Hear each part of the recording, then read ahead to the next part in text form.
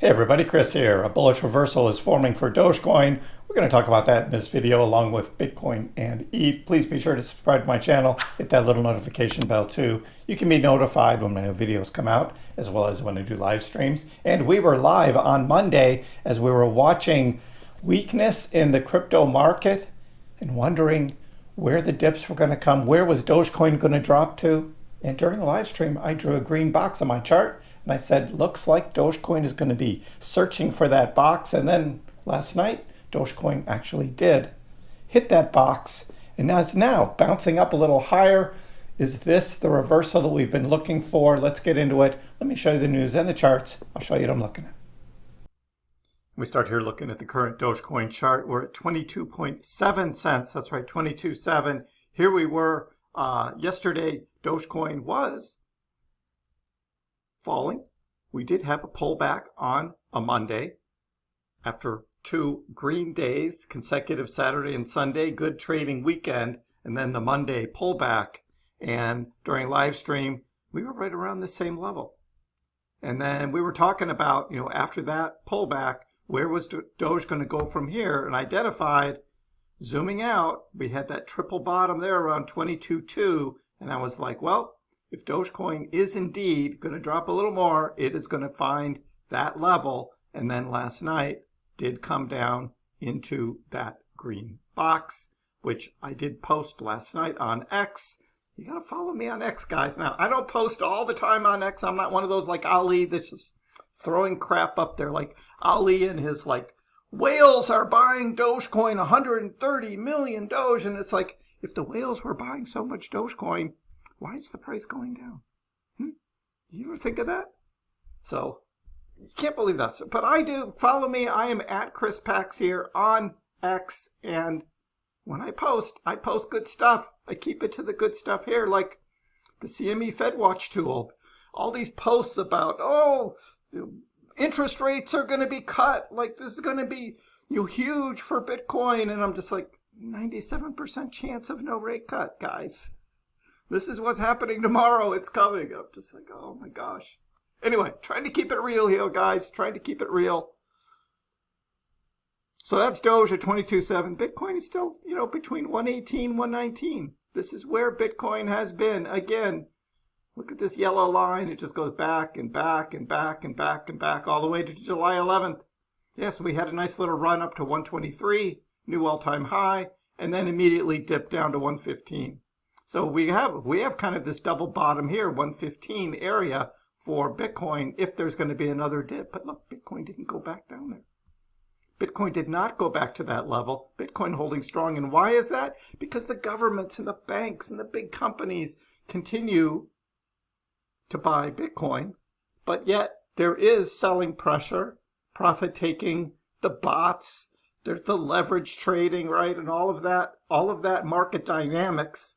But Bitcoin is holding up very well. ETH is the winner here so far. ETH has continued to move up and is holding up above $3,800. So ETH is looking strong. Look, overall though, right now, on a Monday, we had Bitcoin, ETH, XRP, Doge slide.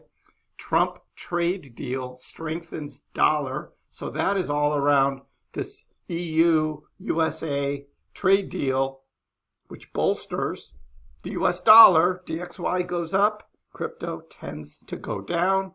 That is how that works with that sort of inverse relationship there. So, and it's still July. We're still in the summertime, right? Large transactions, daily active addresses have decreased. With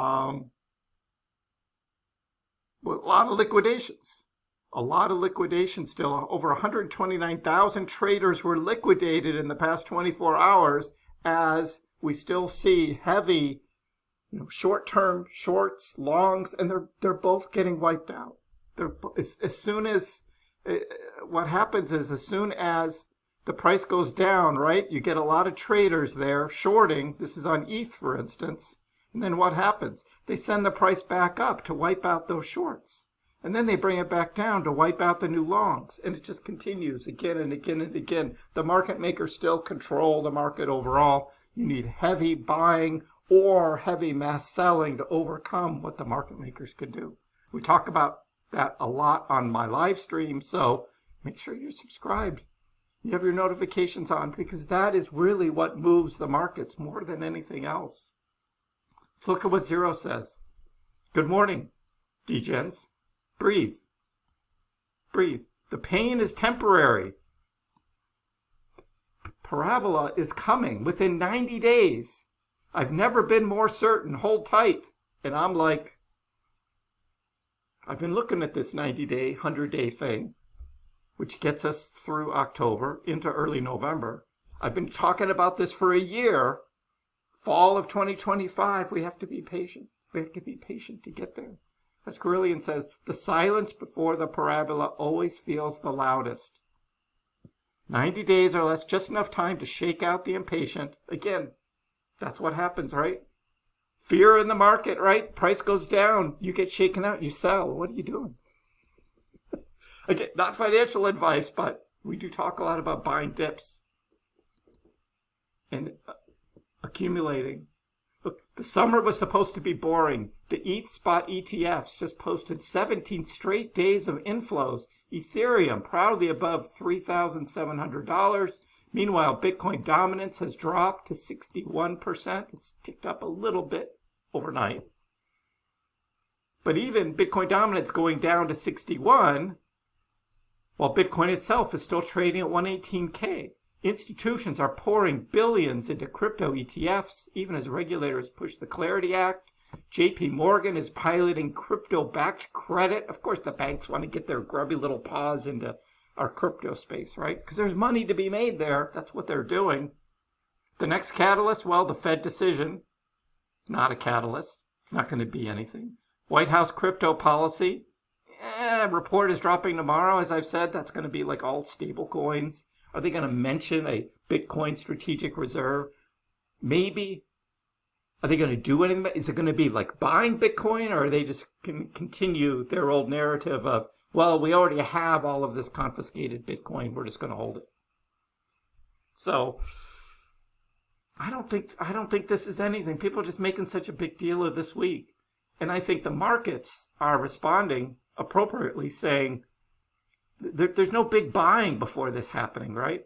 The markets are kind of like, meh, it's July, it's summertime. Take a vacation. I don't know. Merlin's like, look, Bitcoin. So here's where Bitcoin was trading, May into June, into July, and then we had this nice run up too, right above this level. Do we see a pullback to 112.5? Is that a retest zone that Bitcoin has to pull back to in order to go higher? That is what could happen in August, guys. You just have to be ready. You have to be ready. The charts do have a habit of playing out. Bitcoin's still holding strong, 117, 118, 119, right in that range. That's where Bitcoin has been since July 11th. But that is still a possibility. So what do you do? Do you have fear, and do you sell, or do you get ready? Right? Do you get ready to pounce if there is a pullback like that? That's what we're looking for. Doesn't mean that that's exactly what's going to happen, but you just need to be ready. Right now, in the short term, we've got a pullback. It's a small one though. So far in July Q3, Bitcoin is up over 10%. 10%. Look at ETH, up 55%. So Ethereum, right, outperforming Bitcoin. Do you know what else is also outperforming Bitcoin? It's Doge, up 37%. That's right, 37% for the month of July.